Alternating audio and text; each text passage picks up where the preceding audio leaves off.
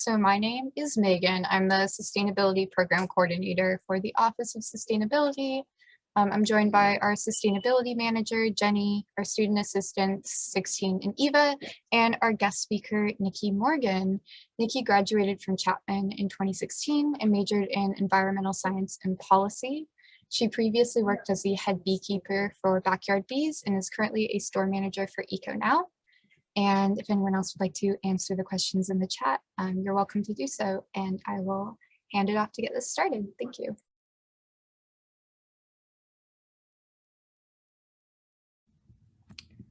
All right, so my name is 16. As Megan said, I've been working with the Office of Sustainability. I am a student at Chapman. And last year I had the opportunity of doing an internship with Nikki, beekeeping at Backyard Bees. So we're very excited to have Nikki here today. So just jumping in, we're going to be talking about how to start your own home garden and just the basics, introduction of how you're going to decide to choose the plants that you can start a garden with. So just jumping right into it, when deciding to start your own home garden, it's important to consider all of the following factors.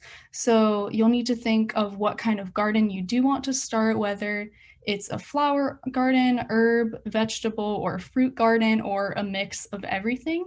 And so you can just think of the different kinds of fruits and veggies and herbs that you might want to have that could be useful for cooking, or if you want it to help you save money on food, then that's always something to consider.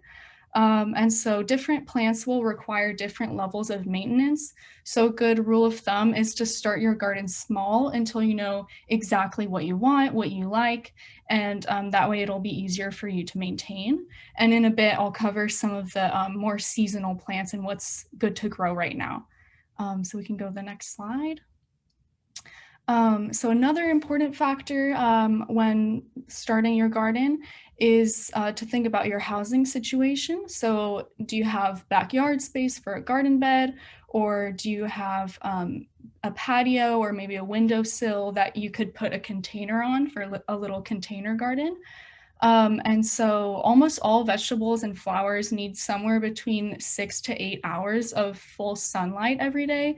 So luckily that shouldn't be too much of an issue if you're in Southern California, but you'll need to figure out if your plants will require full or partial sunlight in order to help you decide what the best location is for your plants in your home. So it's good to be strategic about placement based on sunlight. And if you do plan to plant a garden bed, you have to be sure to figure out where to find flat ground to grow your garden, since sometimes growing on a slope can be difficult to do if you're doing it on like a hill or something like that. And so if you're choosing to grow a container garden, there will be less maintenance just because containers are obviously smaller than a garden bed. And you can get creative with the types of pots you can use, and even use upcycled tins and cans. I know that I've used in the past, like just kitchen bowls to regrow leeks and romaine lettuce, small things like that. It's really easy to put in smaller containers. So that's just another thing to be mindful of if you'll be able to commit to really maintaining your garden. And so you'll need to think about how often you can tend to your garden to water the plants, pull out weeds, keep pests away, and to cater to the growing plants. And so there are some more details to consider. So it's good to do your own research based on what space and sunlight you have available. So next slide. So now we can just cover a little bit about the different types of fruits and produce and flowers and vegetables that are in season. So obviously this varies based on region, just because of sunlight and all of that. And so luckily for those who are in California, we do grow a lot of the country's fruit and vegetables. So I think it's something like over 1/3 of the United States vegetables and 2/3 of the country's fruits and nuts are grown in California. So it's a very arable land. And fruits and vegetables that are in season means that they'll be ready to harvest this spring season. So that doesn't necessarily mean that you should be growing these plants now since it is already spring. So in that case, we should all be starting to grow plants for the next season, so summer. And some examples of fruits and vegetables that are in season now are apricots, arugula, beets, carrots, cherries, kale, leeks, lemons, peas, and strawberries. And a lot of the flowers that are currently blooming, some examples are daffodils, hyacinths, primrose, tulips, pansies, and the California poppies that we love. So it's good to just be mindful of all of these and to plant and garden in season. And I know it can be a little bit complicated with the timing, so that's something to always consider is what season is it and what season is coming up. Yeah. So next. And so some things that you can start growing now can be fruits and vegetables like corn, broccoli, beets, onions, sweet peas, bell peppers, spinach, and tomatoes. And in terms of flowers, one thing to keep in mind is whether you want to have annual or perennial flowers. So annual flowers only last one growing season, so they do need to be planted each year, whereas perennial flowers will grow and bloom lasting up to 3 or more seasons, so you don't have to replant them every single year. So that's just something to consider, another deciding factor on what to grow and what works with your time and with your schedule. And so, yeah, hopefully that gives a little bit of background information on gardening decision making. And so now Eva's going to cover a little bit about pesticides and fertilizer. All right, so the use of pesticides and herbicides has become quite popular over past decades. Farmers use excessive amounts of those substances in order to protect their crops and maximize profits. However, pesticides are not only used by farmers, but also used by people in their private gardens. While the use of herbicides and pesticides can have many advantages, there are also some problems related to those substances. So first, let's establish the good. Food crops must compete with 30,000 species of weeds, 3,000 species of worms, 10,000 species of plant-eating insects. And threats don't stop once crops leave. Bugs, mold, and rodents can all cause damage in storage. Pesticides can prolong the life of crops and prevent post-harvest losses. This can help triple the production of major crops since 1960. And it can lead to more efficient land use, leaving more natural landscapes. This can lead to lower food prices and greater accessibility, particularly in poorer countries. This also reduces overall work for farmers and reduces spread of diseases through mosquitoes, parasite protection, and sorry if you could stay on that slide. However, that's the good. There's also bad. So natural fertilizers. Natural fertilizers and pesticides include, they're sold primarily at garden supply stores. You can also do this thing that I have researched, which is really cool. You can do an overnight banana peel water. So you take your banana peels and you can put them into water, like in a little jar. It enriches the water with potassium. You can use coffee grounds for soil acidification and grass clippings for weed blocking and mulch and nitrogen sources. Eggshells also lower acidity and provide calcium, and tree leaves makes heavier soils lighter and provide fertilizing and weed blocking mulch. Next slide, please. So how they are harmful. At home, they reduce insect populations, crop contamination, pollination problems, and can provide ecological imbalance. And industrially, like I was talking about, there can be groundwater leaching, air emissions, and water runoff, and genetic resistance. So when inflated amounts of fertilizers are used in industrial settings, water can push it off into water, like rains and floods can push it off into waterways. And then there are eutrophication processes that allow that kill off everything under the water. So grand scale uses of pesticides and fertilizers are actually quite harmful. Next slide. how they are useful. Like I was talking about, they prolong the life of crops, prevent harvest losses. They've helped triple production of major crops since the 1960s and can lead to more efficient land use. They lead to lower food prices and greater food accessibility, reduce overall work for farmers, reduce the spread of diseases like through mosquitoes, parasite protection, and allergy avoidance. Next slide. So natural pesticides. For plants, other plants can provide natural pesticides. Rosemary helps ward off mosquitoes and fleas. Lavender helps ward off mosquitoes, house flies, and fleas. And thyme wards off mosquitoes and ants. Fruit fly repellent can be used through soap spray. You do like a little mixture, I believe it's 3 to 1, 3 bits of soap to 3 bits of water to 1 bit of soap, and then you use that as spray for fruit fly repellent. Aphid and mite repellent, you can do vegetable soap spray, same combination, but with vegetable oil. And then snail and slug repellent, you can use diatomaceous earth. Next slide, please. So now we're going to be talking about pollinators and why they're important.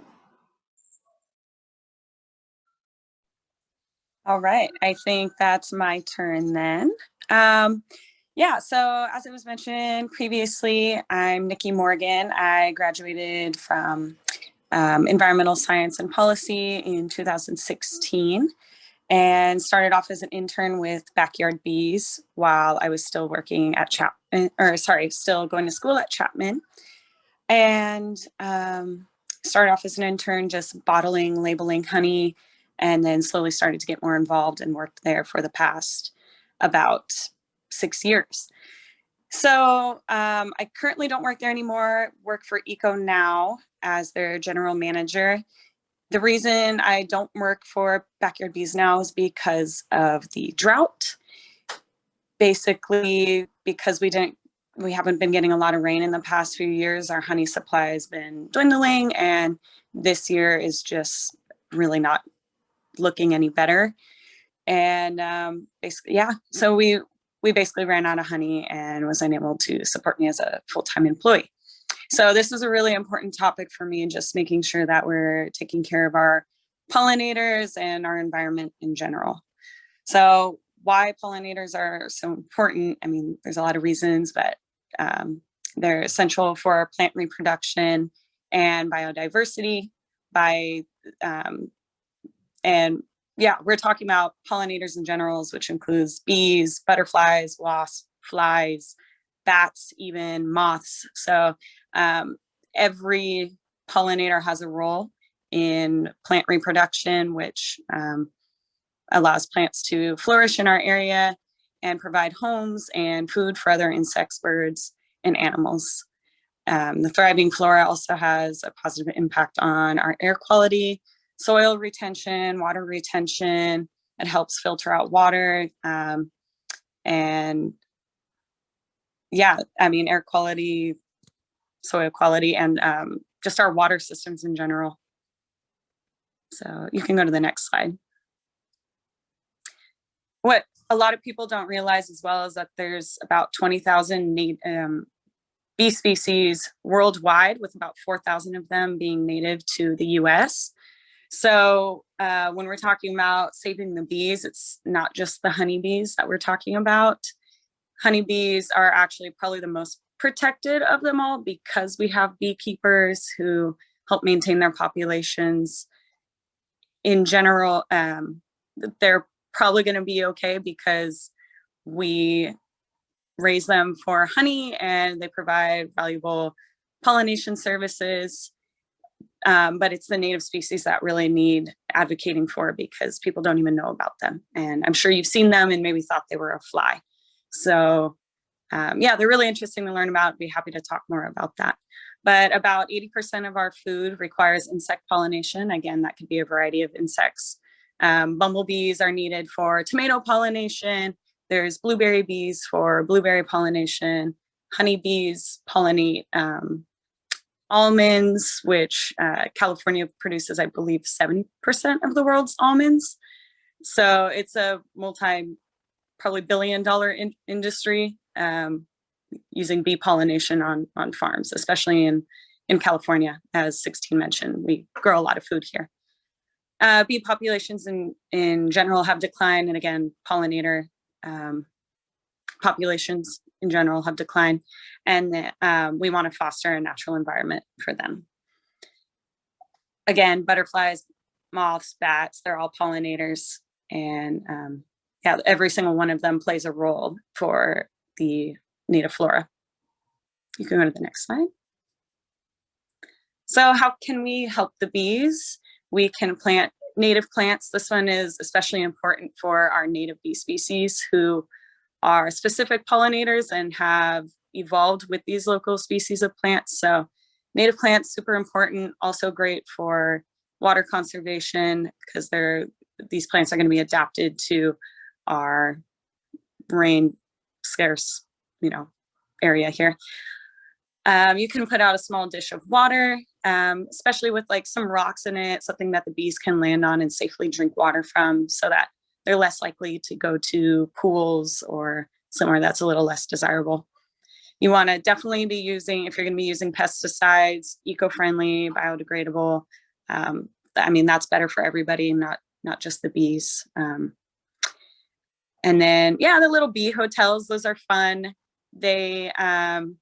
We've had some in our garden here at Backyard Bees.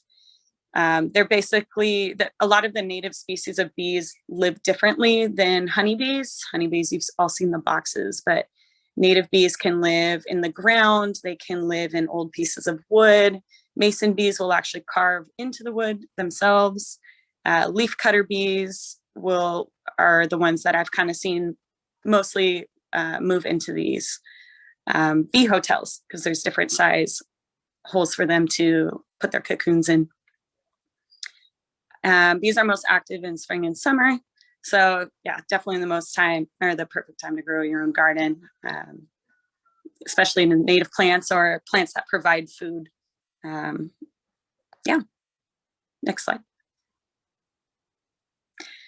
So as mentioned, yeah, I work for EcoNow. I'm their general manager. I've been working with them since October now. I've previously sold our beeswax products there, like lotions, balms, lip balms, deodorant. I mean, Backyard Bees, we make pretty much everything. So yeah, EcoNow can help you live a little bit more sustainably. We are a zero waste store. You can bring your own containers, fill up anything you need for body and home. We also have low waste cleaning and household products that are also non-toxic, safe for the environment. They can also be used in gray water recycling. So basically reusing water that previously would just go straight down the drain. For example, we have at work, our sink is connected to the toilet. So you wash your hands up top, and then that water is used to flush the toilet for the next flush. So you're washing your hands with clean water, and that soapy water is being used to flush the toilet. So that's just one of the creative ways that you can reuse water and help the drought here in Southern California. We also provide workshops on gray water recycling and composting. We have worms available for sale if you're interested in that. But you can also, like here at Backyard Bees, we have basically just a huge pile of like horse manure and leaves and food scraps that we put into a big pile to compost. So if you have the space, you can do a larger scale where you have a compost pile, or you can have worms and do kind of a smaller scale. But yeah, low waste stores like EcoNow are the future and can help us all reduce waste.